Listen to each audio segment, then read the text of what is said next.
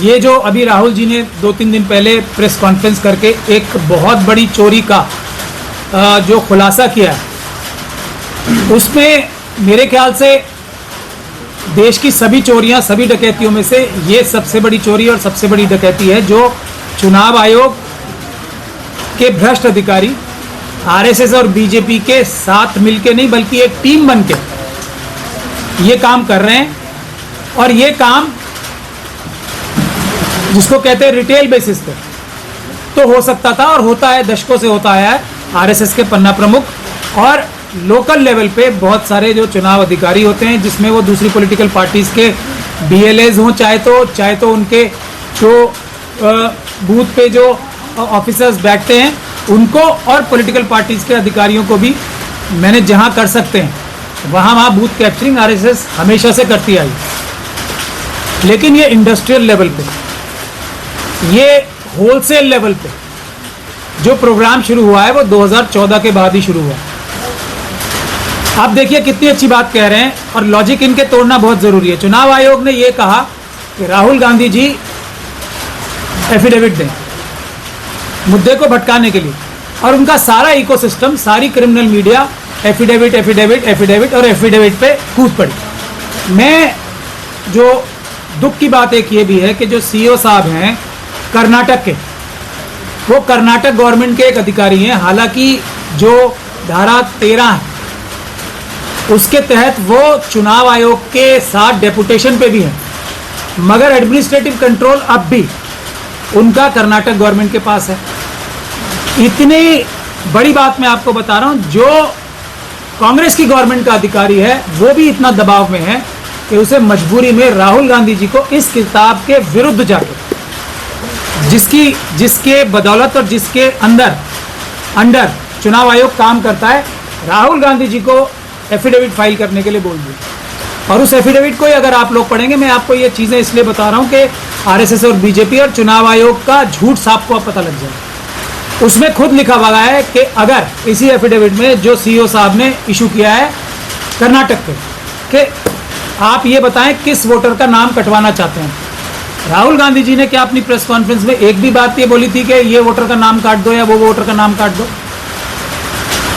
इसलिए ये पूरी तरीके से गैर कानूनी एक कार्य करके बात को भटकाने की कोशिश की है, एक बात। दूसरी बात वो ये कह रहे हैं कि एसआईआर, एक तरफ तो आप ये कह रहे हो कि वोटर लिस्ट में धांधली है, दूसरी तरफ एसआईआर की मुखालफत कर रहे हो। मैं इसको उल्टी तरफ से पढ़ना चाहता हूं। राहुल जी जो बात कह रहे हैं वो सच है, इसीलिए तो एसआईआर की जरूरत पड़ रही है। लेकिन यहां पे चोरी क्या है? असली चोरी है, जैसे अंग्रेजी में कहावत है ना, the devil lies in details. चोरी यहां है कि चाहे एसआईआर हो, चाहे जो ये वोटों की चोरी होलसेल लेवल पे पूरे देश में आरएसएस और बीजेपी ने चुनाव आयोग के भ्रष्ट अधिकारियों के साथ मिलकर की हो, ये बेईमानी करते हैं, ईमानदारी से काम नहीं करते। पहले भी यही काम किया और एसआईआर के दौरान भी वही काम कर रहे हैं जो साल भर या पिछले 10 सालों से करते आ रहे हैं। आरएसएस और बीजेपी के खिलाफ वोट देने वालों के नाम काटना, झूठे वोटर्स को ऐड करना, एक वोटर को 10 जगह बताना, ये सब काम वैसे भी करते हैं और एसआईआर के जरिए भी वही काम कर रहे हैं। तो बुनियादी बात क्या हुई कि चुनाव आयोग के भ्रष्ट अधिकारी बेईमानी से वोटर लिस्ट में धांधली करते हैं। एसआईआर अच्छी चीज है, बुरी चीज दूसरी बात है। असली बेईमानी कहां है? जो वो कलम चलाते हैं अपनी बेईमानी करते हुए ग्राउंड पे। तो अब अगर, और एक और एग्जांपल मैं आपको दूंगा, इसी चुनाव आयुक्त ने, इलेक्शन कमीशन ऑफ इंडिया ने वेस्ट बंगाल में ममता बनर्जी साहब की गवर्नमेंट में ये निर्देश दिए हैं कि ये 2-3 अधिकारी जो हैं, इन्होंने वोटर लिस्ट में धांधली की है, उनके खिलाफ एफआईआर करो। ये दी है ना। राहुल गांधी जी ने एक असेंबली कॉन्स्टिट्यूंसी में 1 लाख से ज्यादा झूठे वोटों की सबूत दिए हैं। तो वही चुनाव आयोग इसके लिए तो एफिडेविट मांग रहा है, और ममता बनर्जी जो वेस्ट बंगाल के जो इलेक्शन उनके खुद के अधिकारी हैं, उनके खिलाफ एफआईआर की बात कर रहा है। यहां एफआईआर की बात नहीं करेगा। ये बेईमानी असली चोर है। ये जो बेईमानी भरी हुई है कूट कूट के अंदर, उनके अंदर एक ही मापदंड अप्लाई नहीं होगा। अब एसआईआर के कितने सबूत आ चुके हैं कि एसआईआर में बेईमानी हो रही है। मुझे थोड़ा दुख के साथ कहना पड़ रहा है कि इस किताब में ही ये लिखा हुआ है कि चुनाव आयोग ने जो ये, और हम लोग इसके समर्थक नहीं हैं, ये जो आधार कार्ड है उसको वोट से जोड़ा जाए, हम उसका मुखर विरोधी हैं। लेकिन आज की तारीख में जो कानून है, चुनाव आयोग ने जो ये सुप्रीम कोर्ट तक को बोला उसकी रिक्वेस्ट के बावजूद कि हम आधार कार्ड को वोटर लिस्ट में नाम चढ़ाने का डॉक्यूमेंट नहीं मानेंगे, वो इस किताब के खिलाफ है, इलीगल स्टेटमेंट है और उसके खिलाफ कानूनी कार्रवाई होनी चाहिए। दुख की बात यह है कि यह बात सुप्रीम कोर्ट तक में हाईलाइट नहीं की गई है और सुप्रीम कोर्ट को भी शायद ये बात नहीं पता थी, इसीलिए वो रिक्वेस्ट कर रहे हैं, अदरवाइज डायरेक्ट करते कि ये तो आपकी मैंडेटरी चीज है, आधार कार्ड को मानना आपकी ही किताब में लिखा हुआ है। इतनी बड़ी हद तक बेईमानी जब हो रही है तो इसका सोल्यूशन क्या है? मैं अपनी बात छोटे में ही समाप्त करूंगा। इसका सोल्यूशन क्या है? हम लोग तो पिछले साल से ही कह रहे हैं, पिछले चुनाव के बाद से कोई सुप्रीम कोर्ट नहीं। सुप्रीम कोर्ट जाने का मतलब ही है अपनी मौत को दावत देना। किसी भी सोशल इश्यू पे सुप्रीम कोर्ट में जाने का मतलब है अपनी मौत को दावत देना, उस इश्यू को खत्म करना, समाप्त करना।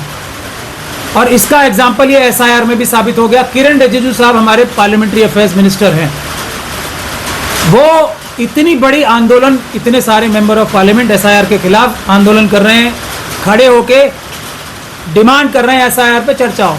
क्या कह रहे हैं किरण रिजिजू साहब? क्योंकि मामला सुप्रीम कोर्ट में पेंडिंग है, इसलिए पार्लियामेंट में डिबेट नहीं हो सकती इसकी। तो ये फायदा हुआ सुप्रीम कोर्ट में केस डालने का, और कोई फायदा नहीं हुआ, नुकसान ही होगा। पहले भी नुकसान हुआ है, बाद में भी नुकसान हुआ है। सुप्रीम कोर्ट के अलावा अगर केसेस डाले जाएंगे तो शायद थोड़ा बहुत फायदा, और मैं ये बहुत गार्डेड वर्ड में कह रहा हूँ, थोड़ा बहुत फायदा हो सकता है। जो थोड़ा बहुत फायदा हम लोगों ने डिस्ट्रिक्ट कोर्ट्स में और हाई कोर्टों में केस डाल के लिया भी।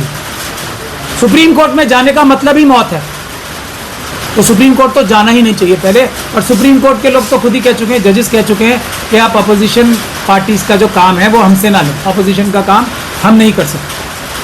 तो अब करने की बात यह है कि राहुल जी ने एक बहुत बड़े सबूतों का गट्ठर दे दिया है इस बात के लिए, क्योंकि ये अपराध कर्नाटक में हुए हैं।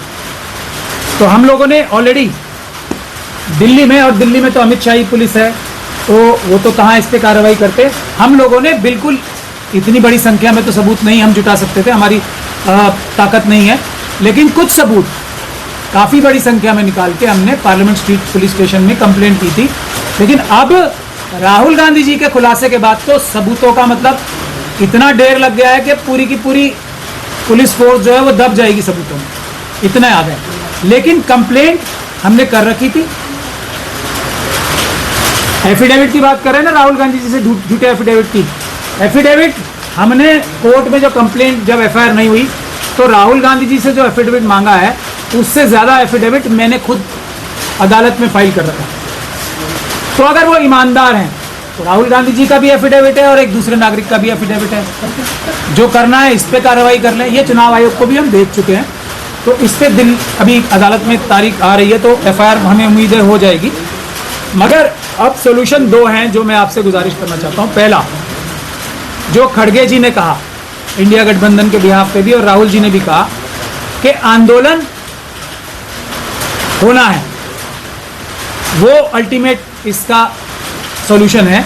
उससे पहले एक और बात राहुल जी ने कही, वो ये कही कि कर्नाटक गवर्नमेंट से उन्होंने अगले दिन प्रेस कॉन्फ्रेंस के ये गुजारिश की है कि वो इस पे कोई ना कोई कानूनी कार्रवाई करे।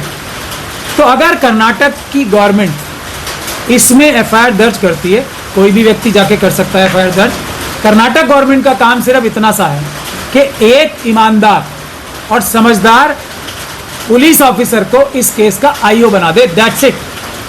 अगर ईमानदार और समझदार ऑफिसर बन जाएगा तो वो कानून के हिसाब से सबसे पहले तो मुकदमे दर्ज करेगा, और मुकदमे दर्ज जो होंगे इसमें वो इतने सेक्शंस लगने वाले हैं इसमें, क्योंकि ये पैसे की भी अमानत खयानत है।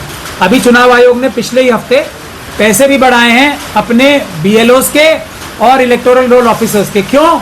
मेरा ये मानना है, मेरा ओपिनियन है कि रिश्वत के तौर पे बढ़ाए हैं कि हम आपको पैसे दे रहे हो। क्योंकि हम आपसे गलत काम करा रहे हैं। ये अभी अभी बढ़ाए हैं, कई सालों से, मतलब 20-25 साल से नहीं बढ़े थे पैसे, चलिए बढ़ा दिए। तो ये पैसा और जो दूसरा पैसा उन्हें मिलता रहा, उसमें उन्होंने अमानत में खयानत की है। अगर राहुल जी ने जो सबूत दिए हैं वो वोटर लिस्ट को मेंटेन करने की जिम्मेदारी पूरी तरीके से इलेक्टोरल रोल ऑफिसर्स के ऊपर होती है, चुनाव आयोग के ऊपर होती है। नागरिक के ऊपर जीरो जिम्मेदारी है। जीरो मतलब जीरो।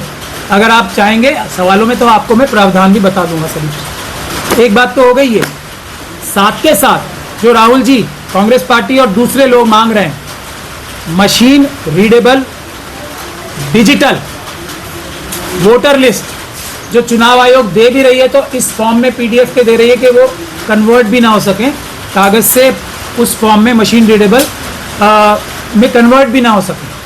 तो वो भी, ये जो आईओ होगा ईमानदार, वो तो अपने आप जाके चुनाव आयोग के सिस्टम में से अपने आप ले लेगा ना, उसके पास तो कानूनी शक्ति आ जाएगी डीएनएसएस के जरिए। तो ये दोनों चीजें अपने आप मिल जाएंगी। और उसके बाद दूसरी चीज है, और उसका कोई तोड़ नहीं है, आंदोलन अगर हो गया शुरू, तो जनता अपने आप संभाल लेगी। और राहुल गांधी जी कोई कांग्रेस पार्टी की तरफ से कांग्रेस पार्टी चुनाव जीत रही है या नहीं जीत रही है उसलिए नहीं बोल रहे हैं। पूरी देश की जनता का दबाव है, वो लीडर ऑफ द ऑपोजिशन है। जनता के कहने पे, गुजारिश करने पे, जनता के दबाव में वो ये बात कह रहे हैं। और उन्होंने इस शब्द का भी प्रयोग किया है अपनी प्रेस कॉन्फ्रेंस में कि बहुत सारे लोग झिझक के हमारे ये बात बोलते थे, लेकिन जनता मजबूर करती है ऑपोजिशन पार्टी के दोनों लीडर्स को, लोकसभा में भी और राज्यसभा में भी। सिविल सोसाइटी मजबूर करती है उन्हें। हम दबाव डालते हैं उनके ऊपर कि आप ये करो, आंदोलन करो। देश की जनता, और मैं ये बात अपनी तरफ से नहीं कह रहा हूँ, सिविल सोसाइटी में पूरे जितने भी लोग हैं उनकी तरफ से कह रहा हूँ, देवा सायम साहब की तरफ से कह रहा हूँ, जस्टिस कोलसे पाटिल साहब की तरफ से कह रहा हूँ, डॉक्टर प्यारेलाल गर्ग की साहब तरफ से कह रहा हूँ, और मेरे साथी तो यहाँ बैठे ही हैं। राहुल गांधी जी के पास कोई ऑप्शन नहीं है। देश की जनता उनसे कह रही है आप आगे आओ और लड़ो, हम आपके साथ हैं। अगर आप नहीं लड़ोगे तो जनता आपसे नाराज होगी, इतनी जनता उद्वेलित है।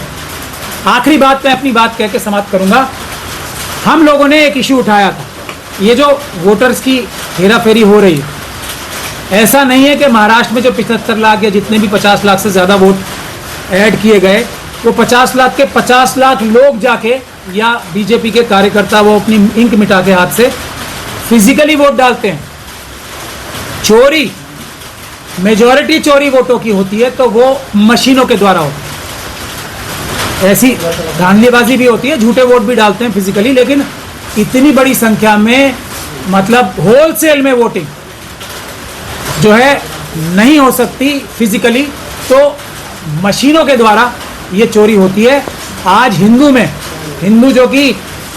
जो मशीनों का, ईवीएम का मुखर समर्थक पेपर माना जाता था, आज उसने एडिटोरियल लिखा है हम लोगों की सबकी बात से एग्री करते हुए कि ईवीएम में धांधली ही धांधली है, पेपर बैलेट ही असली रास्ता है। पूरी दुनिया में पेपर बैलेट पे लोग वापस गए। राहुल जी ने भी ये बात कही थी। तो हमारा असली स्टेप, आखिरी स्टेप, पेपर बैलेट को हम क्यों मानते हैं कि धांधलियां कम से कम दर्जन से ज़्यादा हो रही हैं, दर्जन से ज़्यादा तरीकों से हो रही हैं, लेकिन पेपर बैलेट अगर शुरू हो गया तो सारी धांधलियां जो आरएसएस और बीजेपी करती है वो कम पड़ जाएंगी। पेपर बैलेट उन सब पे भारी पड़ जाएगा और कम से कम ये सरकारें हट जाएंगी। उसके बाद जो भी सरकार आएगी वो चुनाव के कानून में भी और इलेक्शन कमीशन के जो फंक्शनिंग है उसमें मेजर रिफॉर्म्स लाएंगी, ऐसा हम लोगों का मानना है।